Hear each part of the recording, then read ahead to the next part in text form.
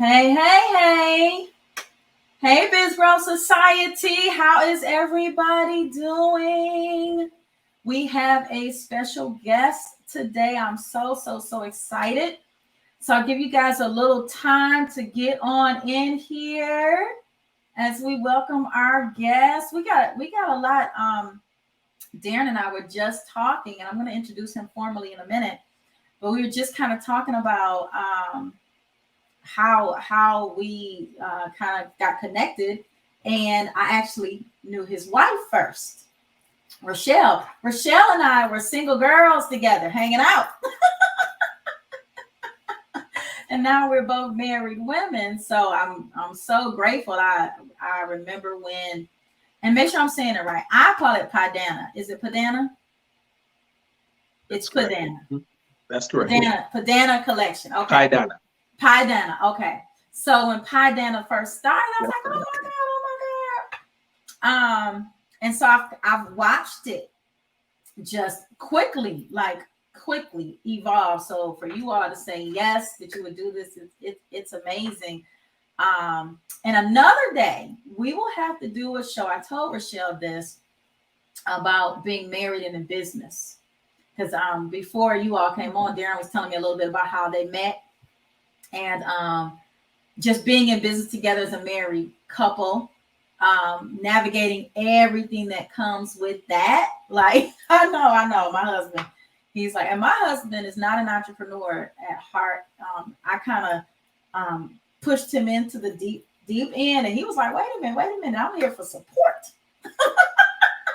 So another time I want to have you all back on together, and we'll do a segment on that. But listen, I want to thank you for coming on. We have a treat for you all tonight. Darren Buckner is the co-founder and COO of Pydana Collection, but he's been a consultant in business in various industries, from politics to construction. When I saw that, I was like, wow, from politics to construction and everything in between. There is a list. I'm not going to read the whole list, but there's a long list. And of course, beauty and hair care, over 20 years producing sales in the multi-millions for startups around the country. So that's why, Darren, I really appreciate you. I know you are very busy, and I appreciate you taking the time to come and talk to us today. So thank you so much. No problem. Glad to be here. Yes. And when I saw your experience in the consulting piece, because it is very important that people really understand what it really means to be an entrepreneur, and having been someone who has seen you all really grow Pydana so quickly, because you and I both know that sometimes it can take a very, very long time to get to the level that you all are at right now, not just in the beauty industry necessarily, but in business, period.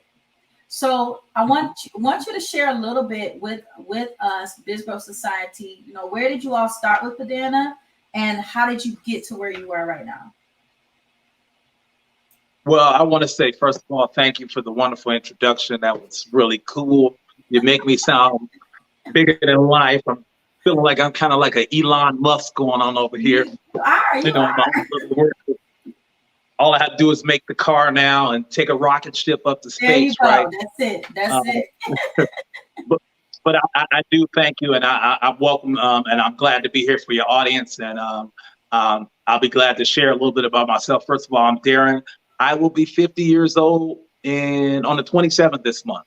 Oh, so I've made it to 50. That's right. I've made it to 50, and God has been really good to me. Yes, He's been good to us. And so I want to say thank you for that first, because had it not been for God, we wouldn't have made it this far. It's just as simple as that. I've been through a lot.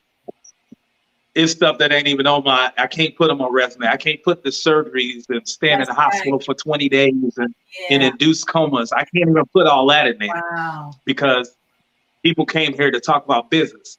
But I want people to understand there's more to business than just the money. It's about overcoming and enduring.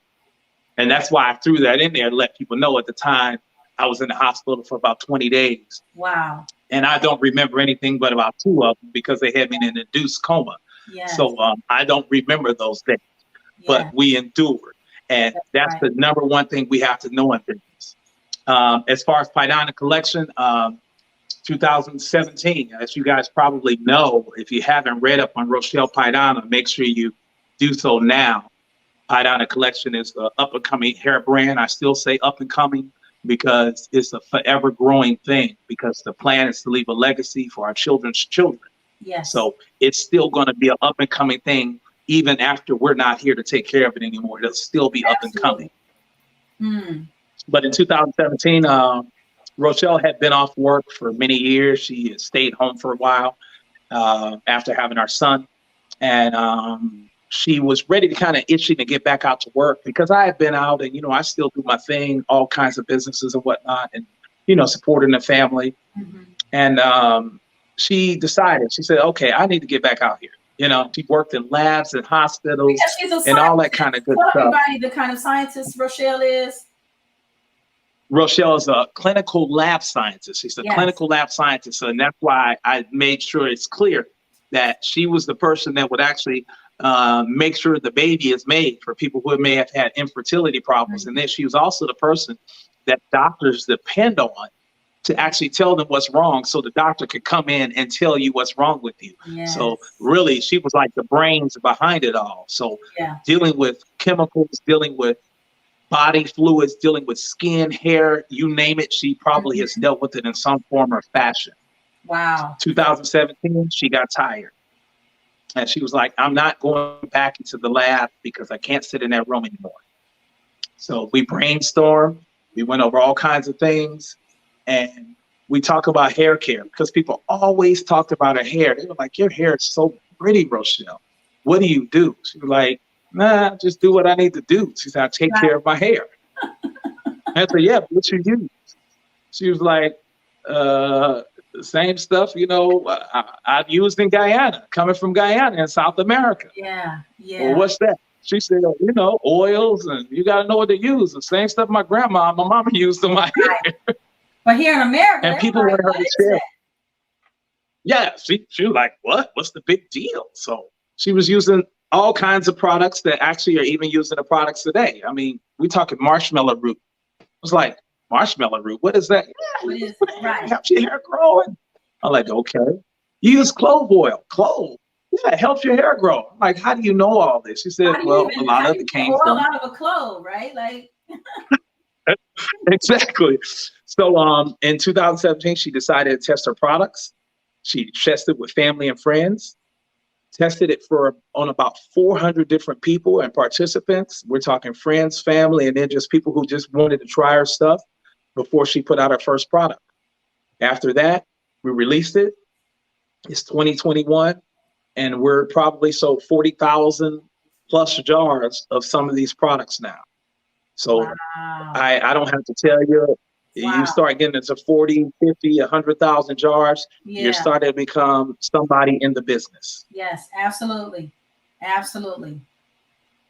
Absolutely. And having a subscription box business, yes, I know, because that's huge.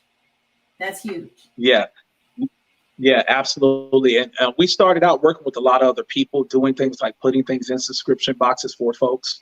And, just trying it out at different hair shows and letting people try all the different products. And we just wanted to see what would happen. And it's turned out really, really well.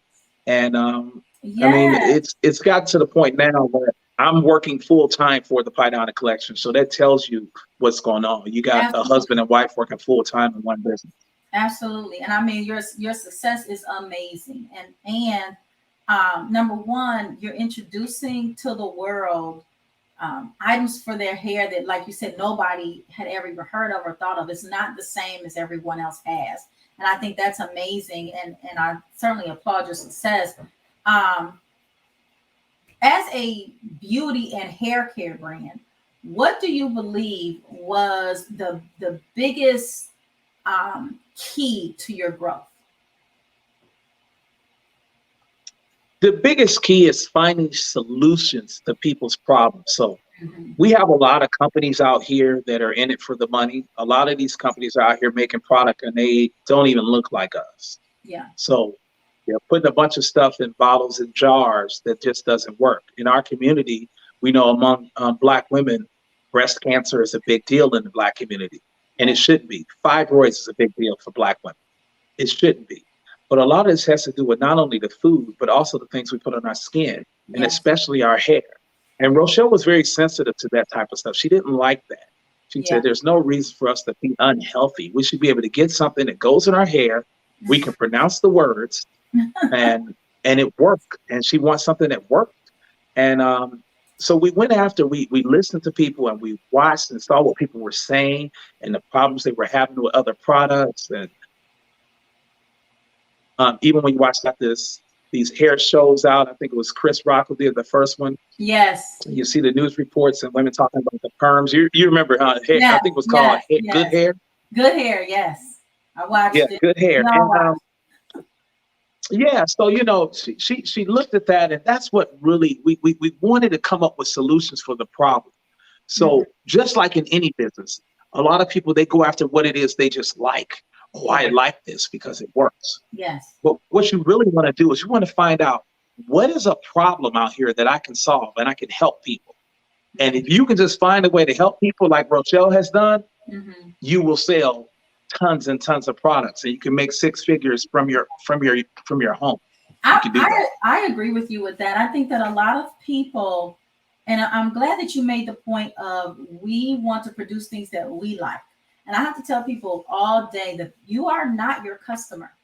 Just because you don't like it doesn't mean that it doesn't work or that your customer doesn't need it. Because what we have to remember as entrepreneurs and experts in our lane is that I'm a financial expert. I'm living, breathing finance all day, every day. I might get tired of hearing about it. I might get tired of hearing my own voice, but your people are not. Your people need you. Your people need that information. So you can't think about what you like and what you want. You've got to do the research. So I like the fact that you talk about how you and Rochelle did the research. You found out what people needed, what they wanted, what was missing in the market, and then you filled that gap. And that's one thing I think that is missing. People have you get a great idea, right? You're like, oh, I want to do this. What's missing?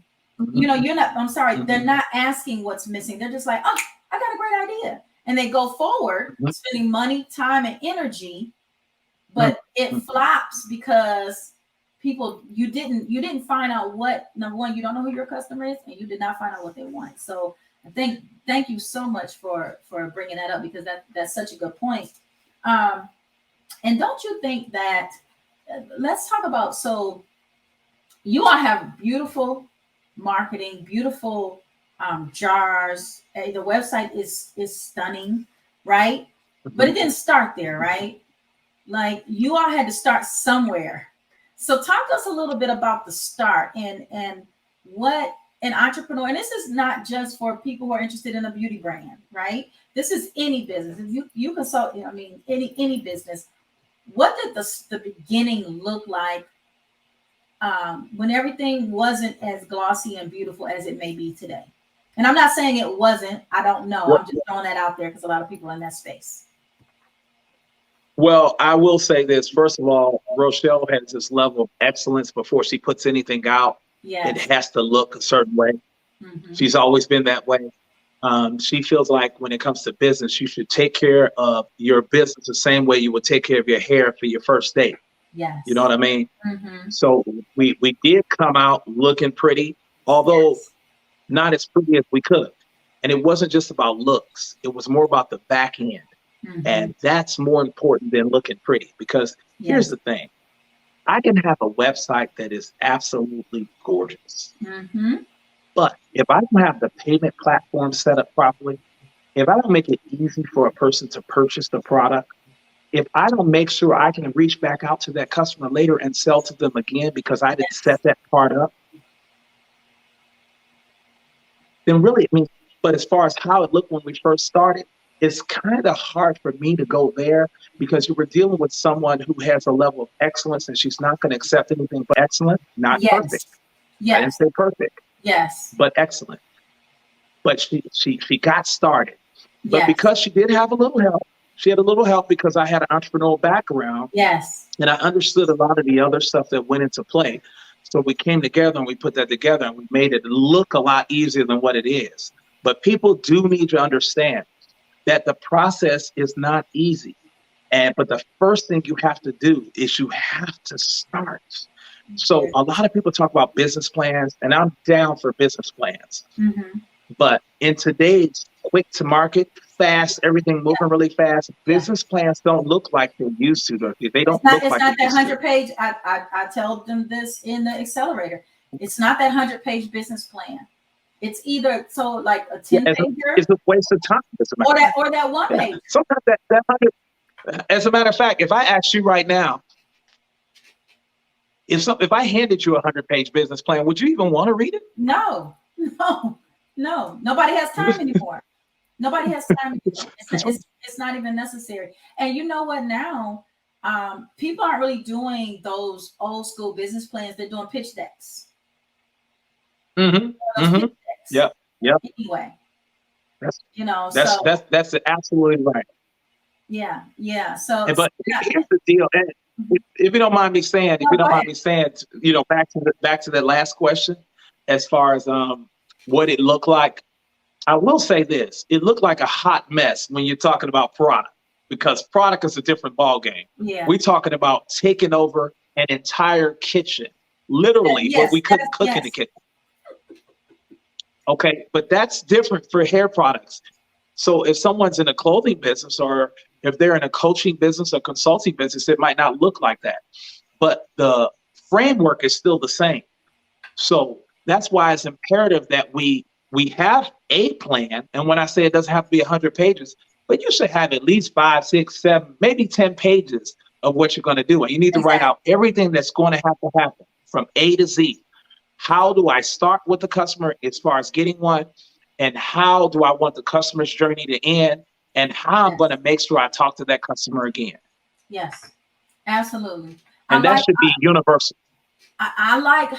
Talk to me more about this kitchen, because what I want people to realize is that you can't look at somebody you can't compare yourself to someone who has a full team, who's got a huge marketing budget, who's got money for a warehouse here, there, and everywhere. You've got to basically, like, Workspace Spark took over my dining room, it took over my living room, it took over my basement. So when you are just getting started, you cannot. There was Damon John's book, The Power of Broke. I don't know if you read that, but I loved it. And what I loved about it was that he talked about, when you have money to just burn, you will pay for everything. You'll pay for stuff that you really shouldn't pay for, because you are like, I got money. Money's going to be the answer. But the truth of the matter is, when you're broke, and I'm not saying you all were, but many of the folks listening may resonate with the broke part. And he doesn't mean like you don't have any money. That's not what he's saying. And we've been there now. So let's not be fooled. We've been there too, because we didn't just start out having money. But go ahead. Exactly. So, but what he's saying is, if you are watching every dollar, and really what a lot of us, my hand is raised, we're using our paychecks, right? We're using our paychecks to get things funded. So that's what he means by the power of broke. It's that you're watching every dollar. That means you got to get creative. You got to come up with, okay, how can I do this? What can I do? And a lot of times you end up going old school, picking up the phone, doing this, texting people, doing different things. So that's why I appreciate you talking about how you guys just started in the kitchen, taking over the house. Absolutely. And you can't be afraid to do that. And when you find out, let's talk about Damon John. It's funny you mentioned, because you remember, I don't know, Damon John, he took over, I think it was his mom's house or his grandma's house. Mm-hmm. And they would meet up in the living room. Yeah. And, for new folks, you have to understand that even those people that you see that seem so successful, I was talking to a fellow mastermind in one of the groups that I'm in. Mm-hmm. Just the other day. And if you saw his company today, him and his wife, if you saw their company, they're doing, I think they're on a scale of $10 million for this year. Wow. But if, we were talking, he was like, yeah, man, make it look easy. It look all good, peaches and cream. He said, when we were doing hair products, when we first started, they do hair products too. But when they were doing hair, they said, when we first started, we knew we had to move out, and we finally moved out our house after we moved into the basement and then the garage, and then we grew out of there. He said, we ended up going, and we couldn't afford a building yet. So we went and rented storage places. He said, we set up tables in there. He said, in this actual building, they had office space you could rent too in the storage place. So we rented office space for when we needed meetings. He said, and then we go into the storage rooms. We had to get the climate control ones. He said, to grow our business. Yeah. And now they're on track to do 10 million this year. And we're riding their, we're trying to ride their coattails so we can be right behind. I know that's right. I know that's right. So let's dig into that a little bit. You and I talked about this a little bit, and everybody talks about what I want to scale my business. I want to scale my business, whether it's a healthcare business, service-based business, coach business, or a product you sell, some other kind of product. What in your mind, if somebody says, I want to grow my business, what are some of the key things that if they're just starting out today, that they really just have to get a handle on? You mentioned processes and systems, the back end stuff. And so for everybody, when somebody says processes and systems, they're basically, that just means how you run your business. From what Darren talked about, that customer journey from beginning to end, how they run their business, that's processes and systems. But how does someone scale, grow a business that makes money? So you can scale a business that don't make no money because all the money goes out. That's not the proper kind of scale. So how do you a money-making business? That's what we're talking about. Well, scaling is not necessarily about product or even service. Scaling is about people.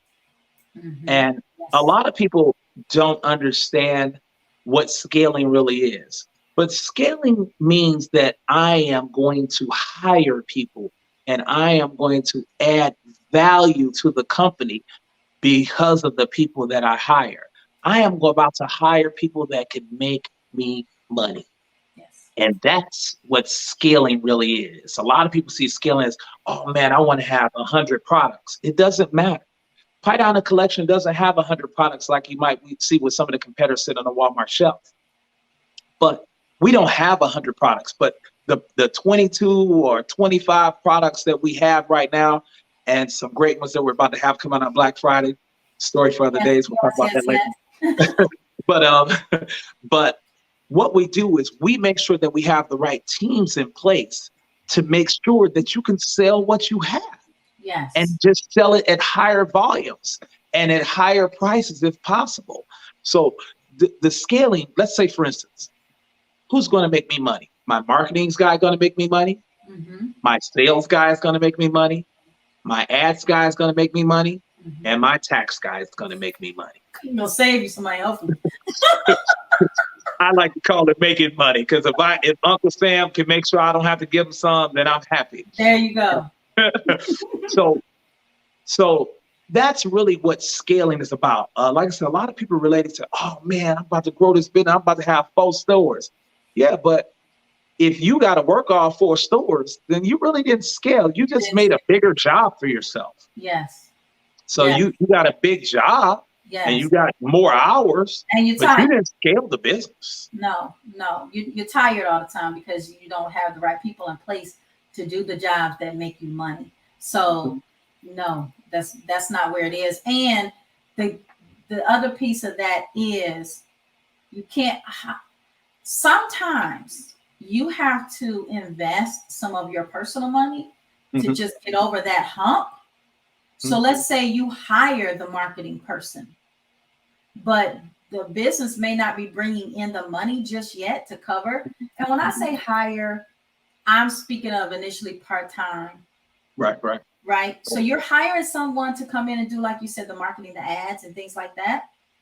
But you might have to come out of your pocket because maybe the company isn't bringing in enough money to pay you, the staff, and then also pay for this marketing. But the idea is when you put this money into this marketing person or ads person, that what the work they do makes you money. If you find that you are not making any money based on their role, which is very unfortunate, but it happens, then you have to regroup and get somebody new. So I just really want everybody to understand that you don't want to spend money on, you don't want to invest a ton of money in someone to manage your social media. Unless they're bringing in money, which you guys, I tell them all the time that likes don't equal clicks. That clicks, they don't equal money. Okay. That's right. That's right. So just like what you just said, invest in people who are going to make you money.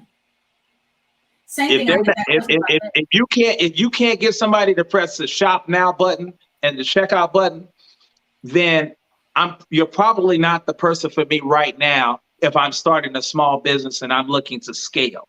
Yeah. I'm not, like you said, I'm not going to hire that person to do what they use, Canva. Yeah. I'm not going to hire someone to do my little Canva social media post so I can get a whole bunch of likes. Or I'm not going to hire somebody, I'm going to get somebody to do my reels and do some dancing on TikTok to get some likes. I need someone who is going to directly affect how much money goes into my account. Yes. So, and you're right. You have to invest money yourself initially, unless you're fortunate enough to raise money somehow from investors. And you still got to think about that because you got to give these people their money back. Yes. And it's important that you understand that you got to be ready to lose money because it can happen. And like you said, you go back, you reinvest. You go back, you reinvest, you reassess, you do whatever you have to do. Alone. We probably all have burned money on those Facebook ads. I can't even tell you. If I told you how much money we lost on Facebook ads in the last 2 to 3 months, it'll blow your mind. Yeah. I don't even get into it because it'll sound like I'm bragging. They'll be like, "Oh, so you spent that much on Facebook ads?" So yeah, but you take losses. It is part of the business.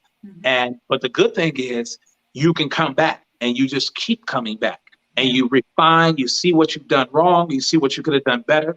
And in some cases you have to replace. And if that person can't perform, that's why you got to be tough. It's hard to hire your friends and family because I got a friend.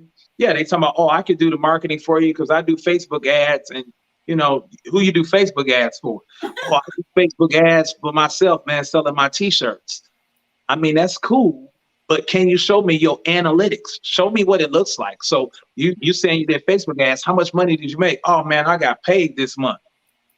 And if you can't tell me how you made that money on Facebook ads and show me, then you're probably not a good fit to do my Facebook ads or my Instagram ads or my YouTube ads or maybe nothing for me. And definitely my taxes if you're going to mess that up. I definitely can't mess with you. And when we talk about scaling, would you agree that online paid advertising, you have to learn how to do it to scale? Okay. I have 2 ways of looking at that. All right. I'm open. When you say learn how to do, I think you should understand how to do it. Yes. So that means you need to look into it. You need to read a little bit about it. And let's just say you're doing Facebook.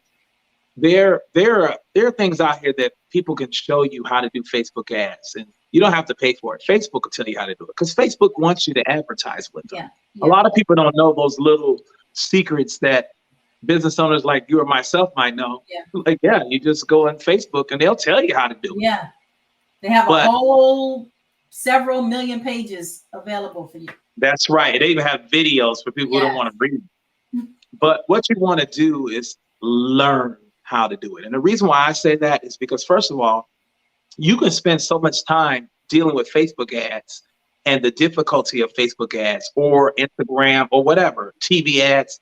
But if you're not into that kind of stuff, a lot of times it's going to cost you money. And it's going to cost you money because you're not an expert. So you have to know how they work. And that way you can maybe start small. You don't have to start with an ad agency. Maybe you can start with an individual that's doing Facebook ads or doing YouTube ads, and let them run your program for you. Go ahead and take that money out front, put that money out front, and go ahead and let them do it for you, because most of the time your return on your investment is going to be much better, because they're going to know how to deal with the audiences and, you know, go after the people that you really want to see your ads. And it doesn't mean boost. I know a lot of people don't know that, but we're on the show where you say you have a lot of people who are starting businesses. And just so you guys know, this is out of love. Boosting ads is not advertising. It's not. Okay. It's not. Boosting ads is, Dorethia, how you said, you just give some more light. Where's the lighter? Where's that lighter? You just put your dollar up there and light that bad boy on fire. Boosting those ads. Yeah. It's just, you know, Facebook has a lot of information for you, but they are also in it. They are in it to make money for themselves.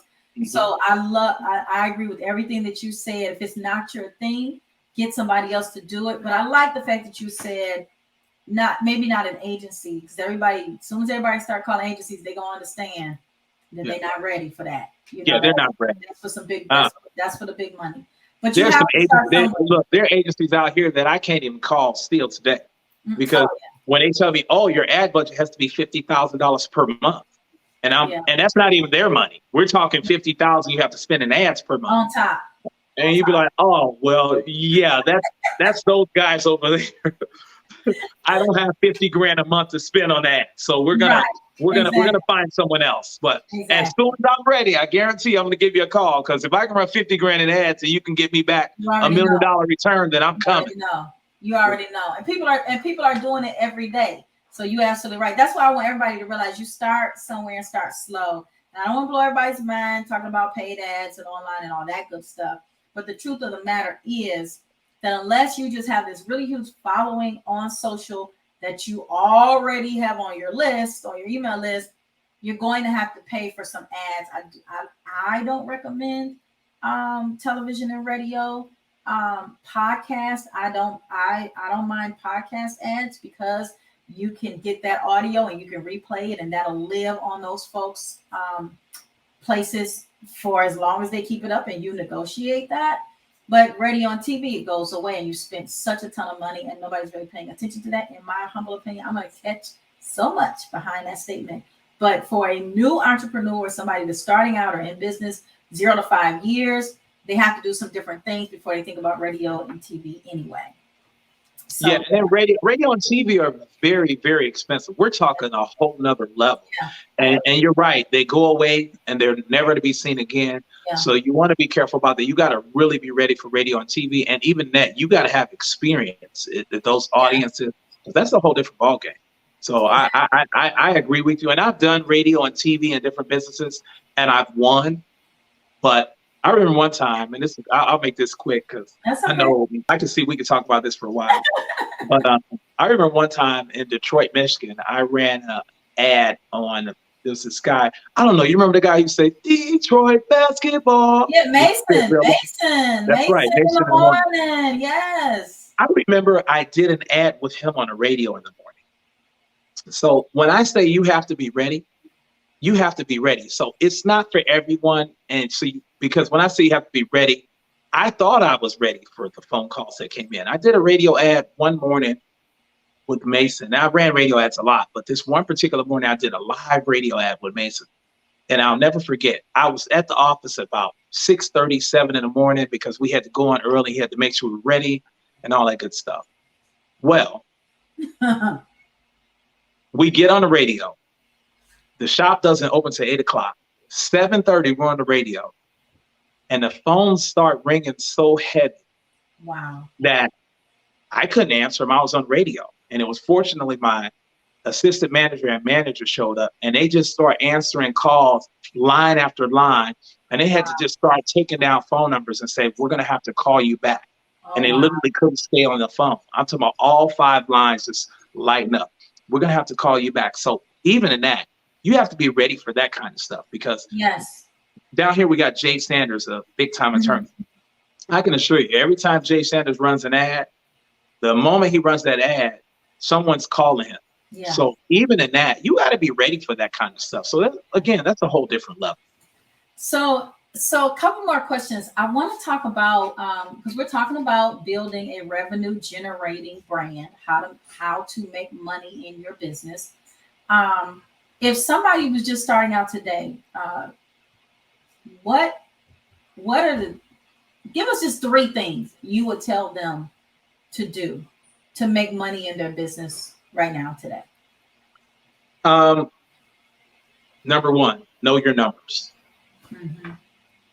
A lot of people go in and they think they know their numbers. That's number 1. When I say they think they know their numbers, they think, oh, I paid $4 for this t-shirt and I'm going to sell it for $25. Mm-hmm. And when I get that, that's $21 I made. They didn't count the ad costs. They didn't even count the shipping most of the time to get the t-shirts when they got to them. They're not counting the envelopes that they had to buy. They're not counting the shipping when they have to ship it out. They're not counting any of that. And they're not counting their time. If you spend 20 hours and then you make, $200, now you have to do the math to how much you're making per hour. And then you get to look and dang, I could have worked at McDonald's and made that much. Except the difference is I could have went home and not had to worry about these t-shirts and take a customer complaint anymore.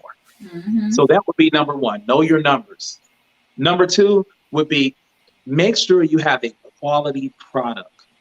Don't give garbage out. If you're giving out garbage, you're not going to make any money. It's just that simple. Yeah. If your goal is to be at the Dollar Tree and sell things for pennies, those people do get millions. I don't want to, put anything out there. But most of the stuff we buy from the Dollar Tree, we already know we may not keep it.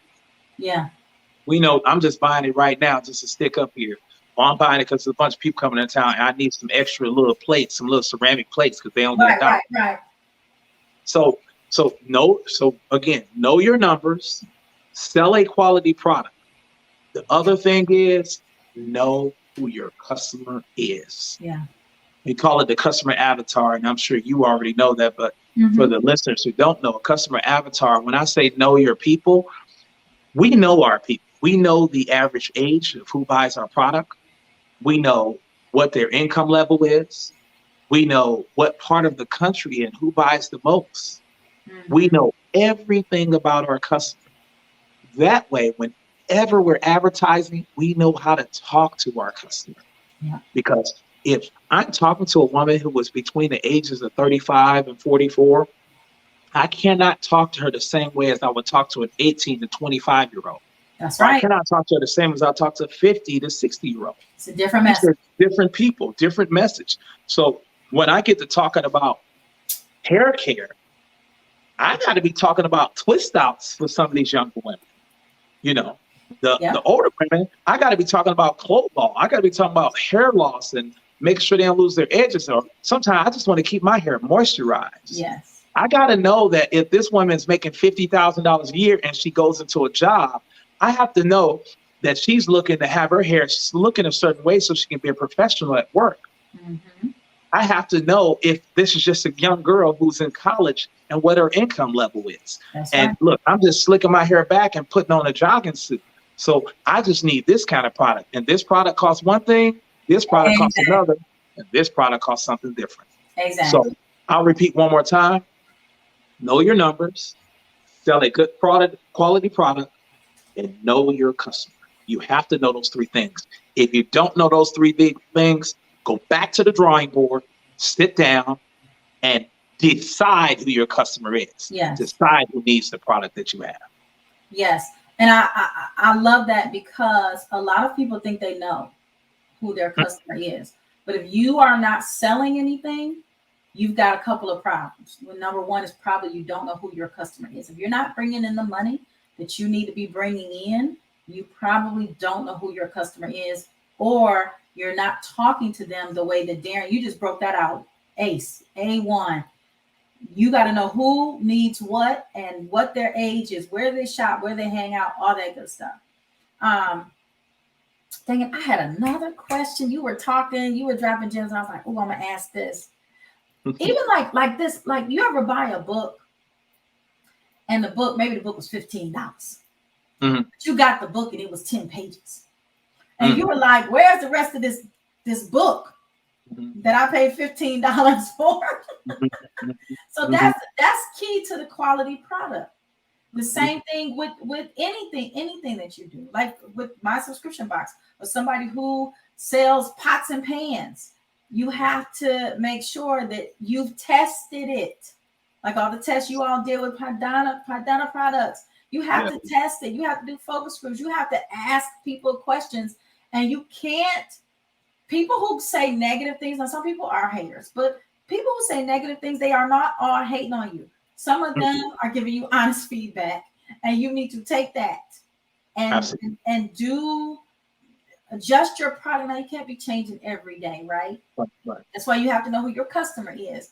But when you think you found your customer and they test out your product and they ask you questions, or they say things, or they have a complaint, you can't just blow them off. There's a big thing now, I think, and we don't have time to get into this. We're about to wrap up, but I think there's a big thing now, entrepreneurs blowing off their customers because they're as complainers. Instead of saying, okay, yes. And some of it's unwarranted, right? Like I got somebody who complained because they said they didn't like the picture on one of the tumblers that I put in the box. Okay. So you got people that are doing stuff like that. Yeah, absolutely. But you got customers, someone who tells me, well, Dorethia, this such and such broke, or this chocolate melted. Maybe you shouldn't send chocolate to California. You know what I mean? You have to listen. So I really appreciate that. And listen, I know you are busy, and we could talk all day, and you will definitely have to come on, but I want you to take a moment and just tell us, number one, if you have a product you would like to share with us. I want you to tell us, I have one more question after this, though. I want you to tell us about Pydana products. If you have something to show us. And then I want to ask you one more final question. Tell us how we can get the products, what type of products you have, all that good stuff. Okay. No particular product, because I want people to buy everything. But what I really want is I want people to know how to say and spell the name.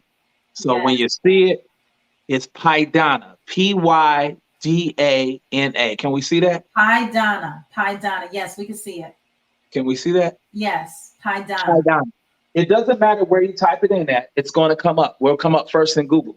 Okay. That's another story. We'll have to talk about that another day. Different interview. So we come up first in Google. So if you type in Pydana on Facebook, Instagram, I don't care where you type up. You can just Google it. Pydana Collection will come up. For the people who don't know, Pydana Collection, again, is developed by who's been called by many others, not by us, but they call her the scientist of black hair care. Yes, I love it. The scientist of black hair care, because she's taken a scientific approach to creating products that will work for real naturals, getting real results, happy, loving it. We focus on moisture and hydration. Those are the two things that we focus on the most. And I know people sometimes get confused. What's the difference in moisture and hydration? Well, I'll make sure I put that blog up for tomorrow. There's a blog going up that's been sitting that Rochelle put together. And it's the difference between moisture and hydration.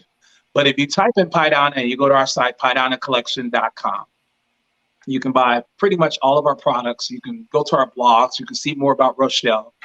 You can see some of her media, some of the media and press releases that we've done. And just get a feel of the company. We have a #1 selling product is our Moisture Lock Kit. We call it the hero product.